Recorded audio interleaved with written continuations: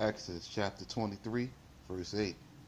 Thou mayest not receive a bribe, for a bribe blindeth their eyes who have taken it, and casteth down the wise from their seats, and perverteth the right words which are written in the law, and confoundeth the words that are in the mouth of the innocent in the hour of judgment. Thou shalt not oppress the stranger.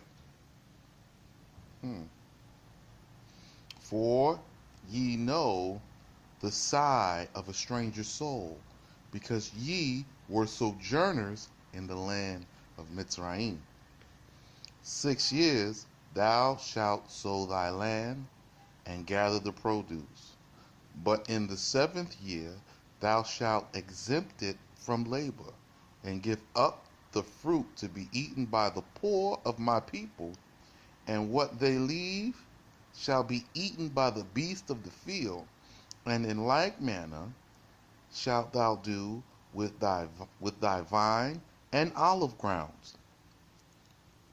6 days do thy work, and on the 7th day repose, that thy ox and thy ass may rest, and that the uncircumcised son of thy handmaid and the stranger may rest.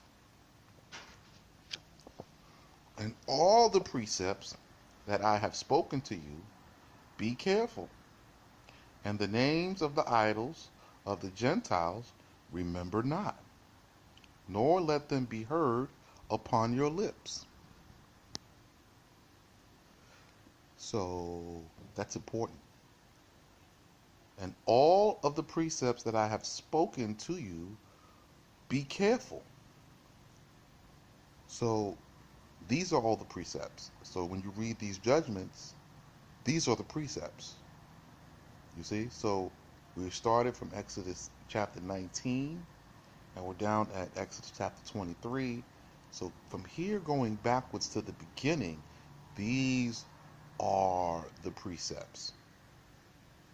You see that? You'll only find this here. This was removed from the King James because the law is the foundational thinking, and the Most High never stopped teaching the law, even though they broke it. But we'll get into that as we continue reading. And all the precepts that I've spoken to you, be careful. And the names of the idols of the Gentiles remember not, nor let them be heard upon your lips. So all the Gentiles right now, all of them have idols, all of them.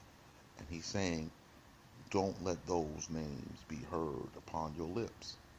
This is period, point blank. There's no discussion, there's no debate at this point. He says, let them not be heard upon your lips.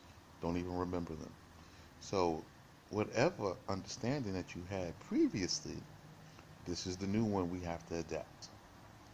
3 times in a year thou shalt keep a festival before me. The festival of unleavened cakes thou shalt keep.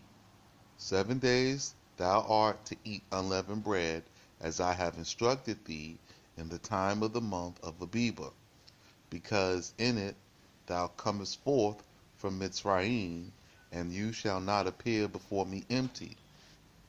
And separate time, the feast of the harvest, first fruits of thy work thou didst sow in the field.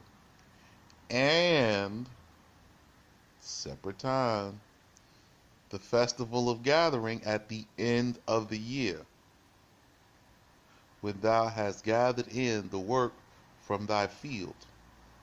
So I'm going to take a moment here to expound upon these different feast days. So the Feast of Unleavened Bread, or unleavened cakes, is 7 days we eat unleavened bread, as I instructed thee. That's in the month of Abib. So when's Abib? Abib is in the fall. Now I'll have to go through an entire teaching and go all the way back to Genesis chapter 8 to lay down the foundation of how this came to be. But that'll be another teaching for another time. I'm going to proceed with the law. So we have unleavened cakes, and then we have the feast of the harvest of first fruits. Now, what did he just tell you in the precepts before? He said earlier, if you were see my other first 26 videos, he said earlier very simply that you bring in the first fruits as they ripen. So first fruits is a year-round thing. You see, the festival of it will happen in the spring, but you continue to bring them in as they ripen, right? So the first fruits are gathered in the spring, and it'll be in the 10th month, right? And then you have the Feast of Gathering, but we know that's real simple. That's right there. It's going to be um, in the fall. It's going to be right there around the 7th month, right?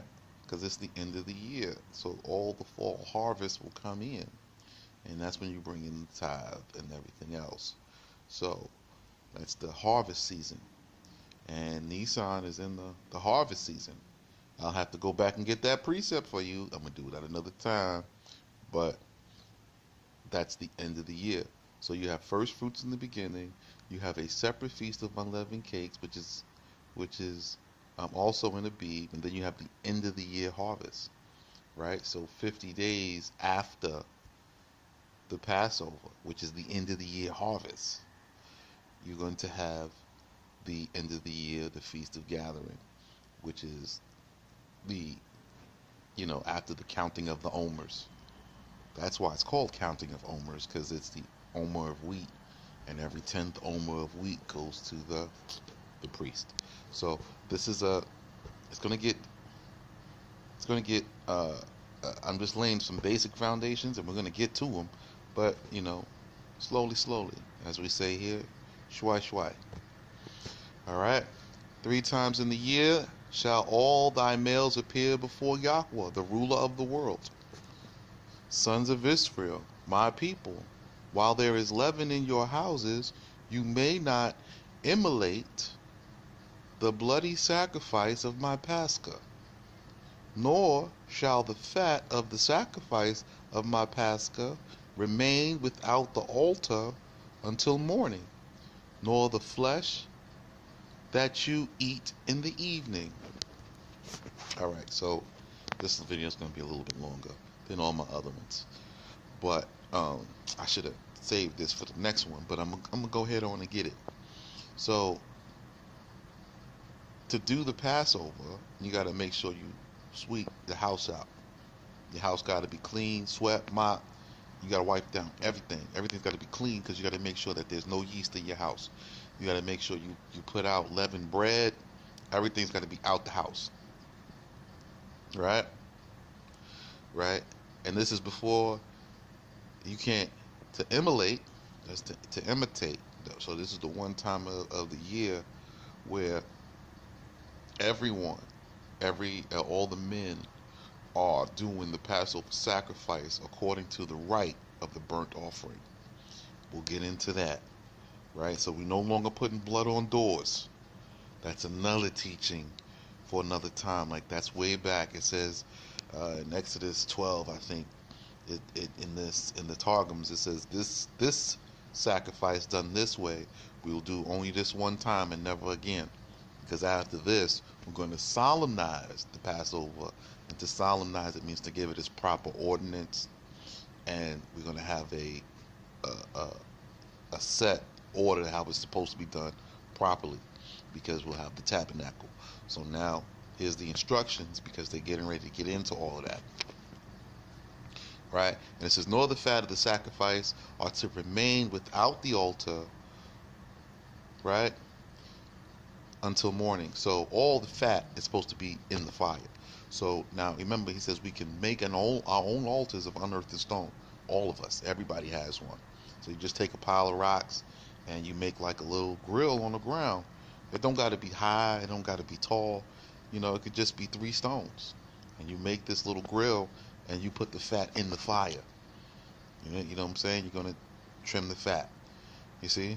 And it says, nor the flesh that you eat in the evening. So that evening we eating everything we're going to eat, and then we're going to be finished. There's not going to be any more left. You see? So we're going to make sure we have these things completed. We're not going to be playing games with this. So we make sure we eat that night, and every man eats his fill, and uh, we're not going to have anything left for like the next day in the evening or nothing. It's finished. When you finish, it's finished. It's a one-time deal. All right. So, and it gets into more detail of how to conduct this so that we can get into it. All right. So I'll be back again, continuing with Exodus 23:19.